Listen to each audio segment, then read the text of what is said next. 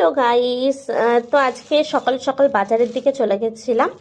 বাজারে নিয়ে এসেছে দেখো কতটা পার্সে। আমি কিন্তু মানে এর আগেও বাজারে গেছি আর প্লাস আজকেও গেলাম। তার মধ্যে নিয়ে এসেছি এরকম এরকম সাইজের পার্সে। অ্যান্ড এনেছি কাতলা। এই যে কাতলা, কতটা দেখাতে পাচ্ছি জানি না, বাটিতে ঢেলে দেখাচ্ছি। আর তার সাথে সবজি টবজি এগুলো তো রয়েছে, আলু টালু সব কিছু রয়েছে। লোটে নেবো ভেবেছিলাম, বাট লোটের দাম অত্যন্ত বেশি বলছে বলে আর নেইনি, নেক্সট টাইম নেবো। তো চলো ঢেলে নিই, তোমাদেরকে দেখাচ্ছি।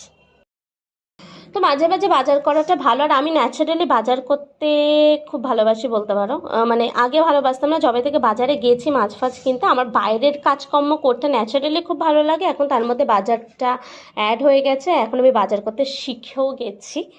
আর আমার বাইরের ন্যাচারালি সমস্ত রকমের কাজ করতে খুব ভালোও লাগে। তো সেক্ষেত্রে এরকম বড় বড় সাইজের কাতলা, পার্শে এইগুলো, আর তার সাথেই জীবনে সব কিছু তো শিখতে হবে, কি বলো? শিখতে তো হবেই, কারণ কেন কি সব কিছু কাজ জেনে রাখা লাইফে ভালো। এটা হলো মাছের তেল, এটা ওইটার থেকে বেরিয়েছে। এটা আজকে দুপুরে খাওয়া হবে, আমার কাছে মানে মোস্ট ফেভারিট।